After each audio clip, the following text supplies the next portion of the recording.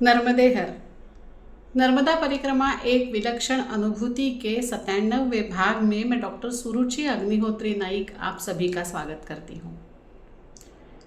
जब नर्मदा मैया हमें अपनी पायरी दिखा देती है, हमें दिखा देती है कि हम कितने नीचे हैं।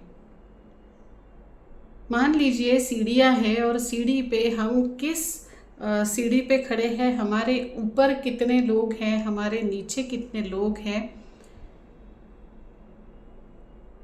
हमारी एक तरह से कहा जाए तो हमारी औकात क्या है, हमारी लायकी क्या है, ये नर्मदा मैया हम सभी को दिखा देती है।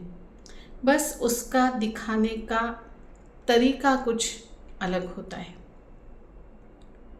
जो भी कुछ हमें मिलता है वो हमारे कर्तृत्व के ऊपर नहीं होता, ये बात पता चल जाती है। पता चल जाता है कि जो भी कुछ हमें मिल रहा है वो मात्र उस नर्मदा मैया के कृपा के कारण मिल रहा है, उसमें हमारा कोई श्रेय नहीं है। आज के अनुभव में ये बात मुझे कैसे पता चली ये भी बताऊंगी, और मेरी बिल्कुल भी औकात नहीं थी ये जानने के बाद नर्मदा मैया ने मुझे क्या दिया ये भी बताऊंगी। नर्मदा परिक्रमा एक विलक्षण अनुभूति का 97वां भाग आप देख रहे हैं चिंतन सुरुचि यूट्यूब चैनल पर। तो आइए शुरुआत करते हैं।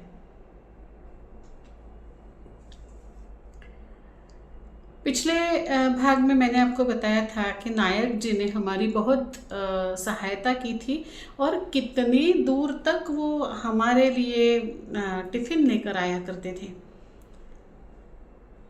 वो हमें ढूंढ ही लेते थे। उन्होंने पूरे एरिया में हमारी फ़ोटो लोगों को दे के रखी थी कि ये लोग कहीं मिले तो इनको रोक लेना। और अब ये हुआ कि इस बार हमने उनको कहा कि नायक जी अब बहुत हो गया, अब हमें नहीं अच्छा लगता आप इतने दूर से आप हमारे लिए इतने कष्ट लेकर के आते हो, तो अब आप ये मत करिएगा। मैंने तो उनको नर्मदा मैया का ही ये दे दिया कि अब नर्मदा मैया की कसम है आपको, आप अभी नहीं आना। अब नर्मदा मैया की कसम देने के बाद तो उन्हें रुकना ही था, लेकिन उन्होंने फिर भी कहा मुझे कोई आपत्ति नहीं है।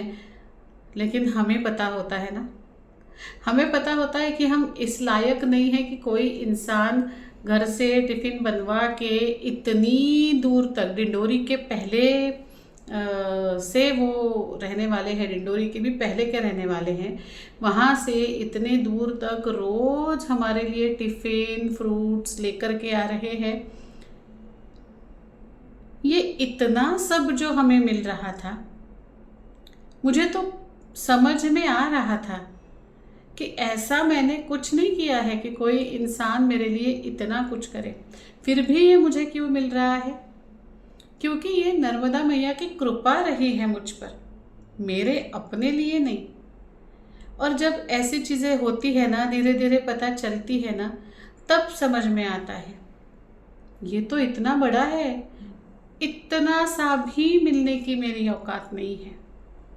मैं जहाँ खड़ी हूँ ना, वहाँ से जब मैं ऊपर देखूँगी तो मेरे ऊपर बहुत सारे ऐसे लोग हैं, और एक एक सीढ़ी, सीढ़ी दर सीढ़ी, मैं मुझ में और उनमें जो गुण हैं उनकी अगर तुलना करती हूँ तो मुझे पता चलता है मुझ में अहंकार है, वहाँ अहंकार शून्यता है। मैं राजसी हूँ, मैं तामसी हूँ, वो सात्विक है। मैं कुछ पाने के लिए कुछ करती हूँ, वो उनको पाना कुछ नहीं है, वो करने के लिए करते हैं। ऐसे कई सारी सीढ़ियाँ ऊपर तक मुझे पता चलता है कि मुझे कितना ऊपर जाना है, और साथ ही साथ ये पता चलता है कि मैं कितने नीचे हूँ। एक एक सीढ़ी के साथ जब मैं एक एक अवगुण अपने से दूर करूँगी, तब ही मैं एक एक सीढ़ी ऊपर चढ़ पाऊँगी। और जो नर्मदा मैया है ना, वो ऐसे ही दिखाती है, रियलाइज कराती है। हम खुद सोचने पे मजबूर हो जाते हैं कि वास्तविकता में क्या मैं इसके पात्र हूँ, जो मुझे मिल रहा है क्या मैं इसके पात्र हूँ। और मुझे पता चल जाता है कि मैं इसके पात्र नहीं हूँ, लेकिन ये पात्रता मिलने के लिए मुझे कितना ऊपर जाना है, ये नर्मदा मैया दिखा देती है ना अनोखी बात। और विश्वास कीजिए, नर्मदा परिक्रमा में हर किसी को एक ना एक बार खुद को जानने का, खुद को पहचानने का अवसर मिलता है। किसी तरह नर्मदा मैया उस तक उसकी पात्रता को पहुंचा ही देती है। और इस तरह नर्मदा मैया ने मुझे मेरी पात्रता बता दी थी। मुझे पता था कि ये जो सब मुझे मिल रहा है, मैं इसके पात्र नहीं हूँ, मैं इसके लायक नहीं हूँ। और फिर सक्का से हमने नायक जी की आज्ञा ली और हम आगे आगे चलने लगे। चलते चलते जब हम चाबी आए, तो वहाँ पे मंदिर में जहाँ परिक्रमा वासियों की व्यवस्था होती है, वहाँ पे कोई सत्संग चल रहा था, और इसलिए वहाँ पे आसन लगाने की जगह नहीं थी। आते आते हमें थोड़ा सा लेट हो ही गया था, अंधेरा होने को आया था। और हम मंदिर में बैठे थे, तो मंदिर में किसी ने बताया, माता जी आज तो रात भर जागरण चलेगा और यहाँ आसन लगाने की भी व्यवस्था नहीं हो पाएगी, तो आप कहीं और देखिए, आगे देखिए। आगे तो जाना अब मुमकिन नहीं था, क्योंकि आगे कितना दूर आश्रम है पता नहीं था। वहीं पे बाजू में कोई गवर्नमेंट का गेस्ट हाउस था, जहाँ पे छोटी सी बगिया थी, फूल लगे हुए थे, रूम्स थी, रूम के बाहर पोर्च था, पोर्च में कुर्सियाँ, सोफ़ा और काफ़ी बड़ी सी जगह थी। आंगन में हैंडपम्प था और वहाँ पे एक गार्ड भी था। तो हमने सोचा इधर उधर जाए, ये कोई कंपनी का गेस्ट हाउस है, सामने पोर्च है, हमारे पास तो अपनी सुविधा तो होती है, अपना जो बिछाना होता है, ओढ़ना होता है, वो तो होता है, भोजन प्रसादी तो मंदिर में भंडारे से हो ही जाएगी। सुबह उठ के नहाने धोने के लिए यहाँ पे पानी भी है, तो क्यों ना उस गार्ड से बोलते हैं कि हम यहीं आंगन में ही बाहर जो पोर्च था वहीं पे आसन लगा ले, तो मंदिर के पास भी होगा। और इसलिए हमने उस गार्ड से पूछा। गार्ड ने कहा, देखो मुझे तो कोई आपत्ति नहीं है, लेकिन मैं परमिशन नहीं दे सकता, आपको किसी और से परमिशन लेनी होगी। हमने गार्ड से पूछा, भाई देख, हम तो किसी को पहचानते नहीं हैं, तो ऐसा कर,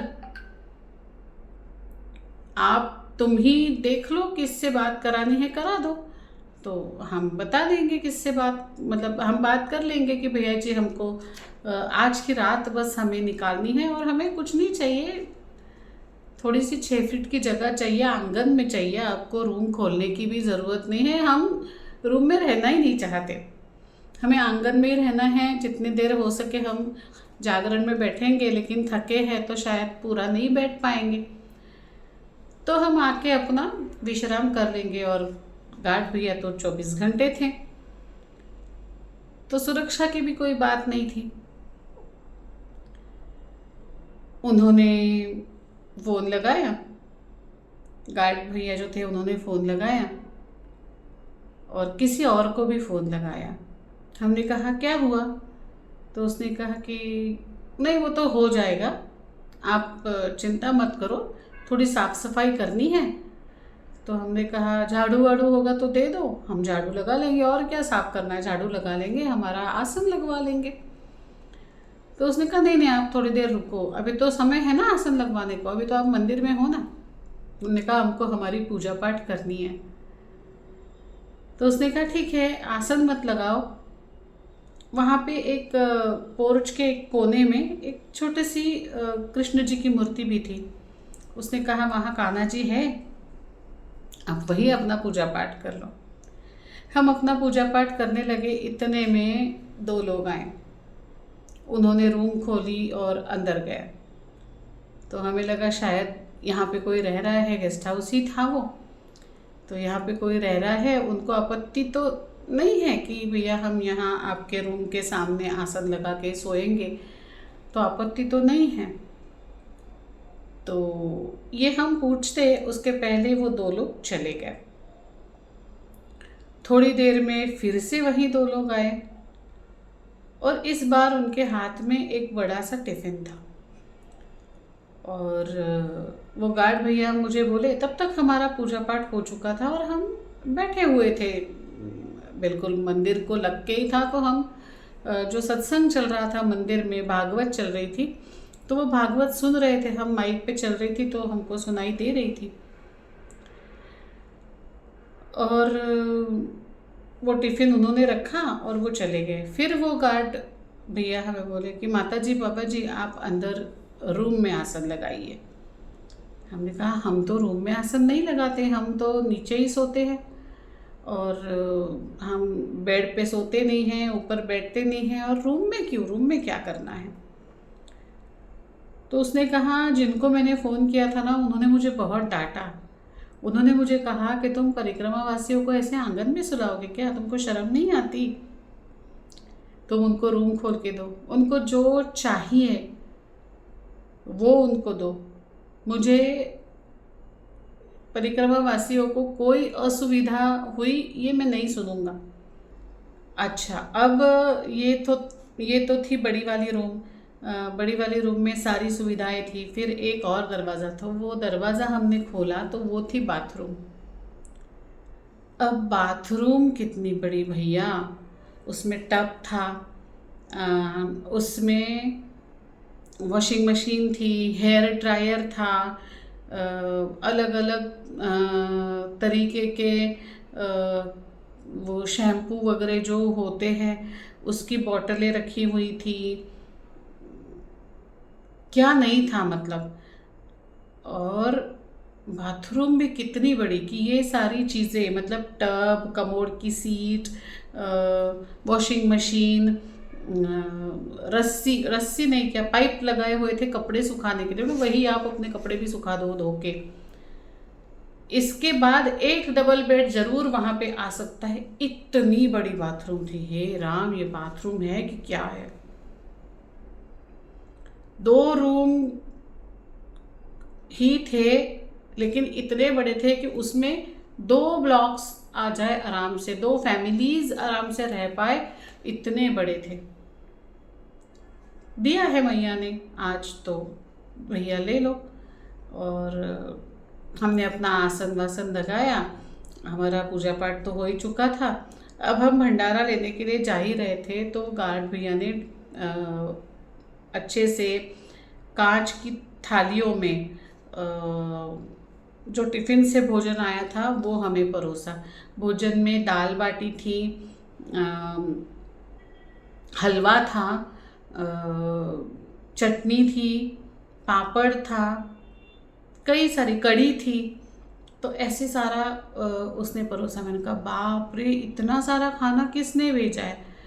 तो बोला जिनको मैंने फ़ोन किया था ना उन्हीं ने भेजा है। तो हमने कहा एक बार आप उन्हें फ़ोन लगा देंगे तो हम उनका थोड़ा सा मतलब थैंक यू तो बोले कम से कम उनको। तो उन्होंने कहा है कि मुझे कल सुबह फ़ोन लगाना, अभी नहीं लगाना। कहा ठीक है, कोई शायद सो रहा होगा, ऐसे कुछ है। सुबह हम लोग जल्दी उठे तो वहीं पे चावी में ही विभा दीदी एक थी, तो उन्होंने हमें बाल भोग के लिए अपने घर बुलाया। बाल भोग हमारा बहुत अच्छे से हुआ। विभा दीदी एक स्कूल में टीचर रही है और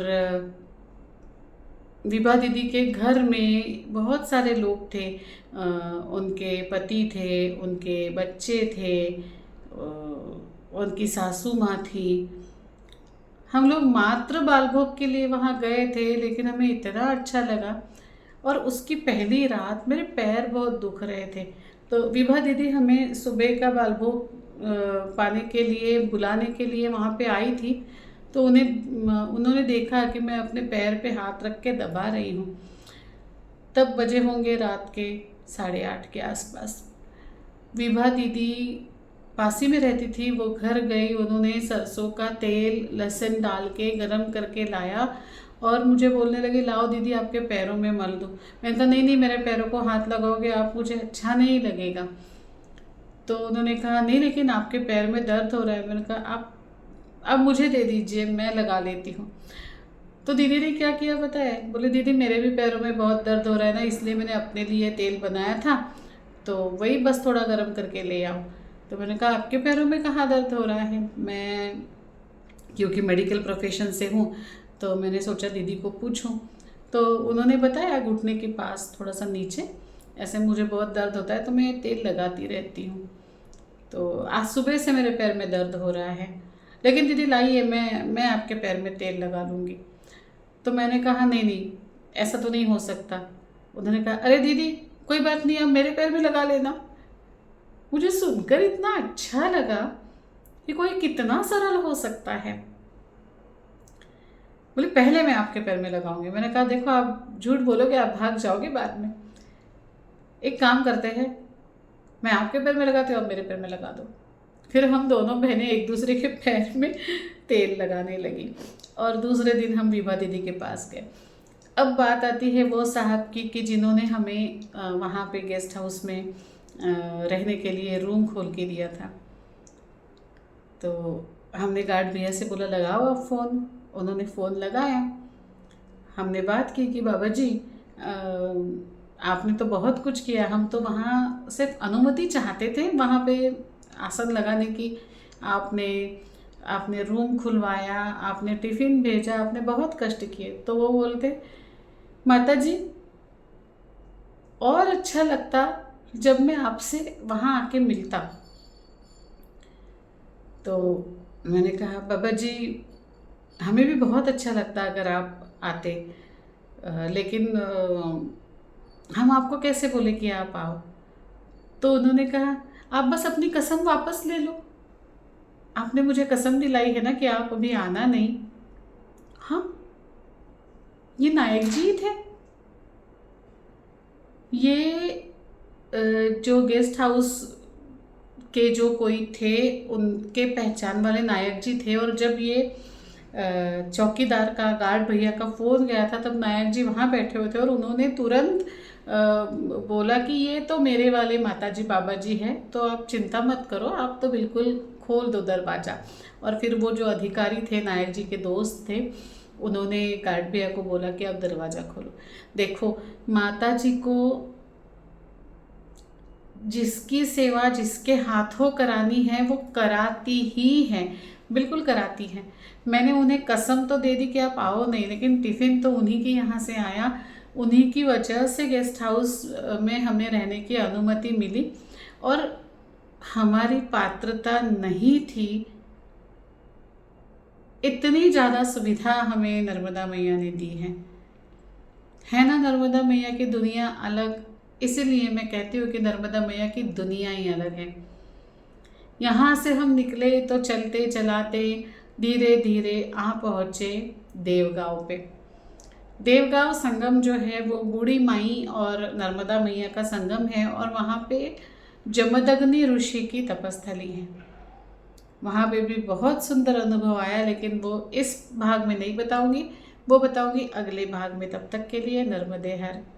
आपको ये श्रृंखला अच्छी लगती है तो इसे लाइक कीजिएगा, शेयर कीजिएगा, चैनल को सब्सक्राइब कीजिएगा और नर्मदा परिक्रमा के साथ चिंतन सुरुचि चैनल में मैं रोज के दिन का एक चिंतन दे रही हूँ, जिसको सोच के मुझे ऐसे लगता है कि मुझ में कुछ अच्छा परिवर्तन हो सकता है, जो मेरे जीवन को एक सुख की तरफ मोड़ेगा। तो आज का चिंतन श्रृंखला भी ज़रूर देखिएगा, लाइक कीजिएगा, शेयर कीजिएगा, फॉरवर्ड कीजिएगा, कमेंट कीजिएगा और कीजिएगा इंतज़ार अगले वीडियो का, जो मैं जल्दी लेके आऊँगी। धन्यवाद।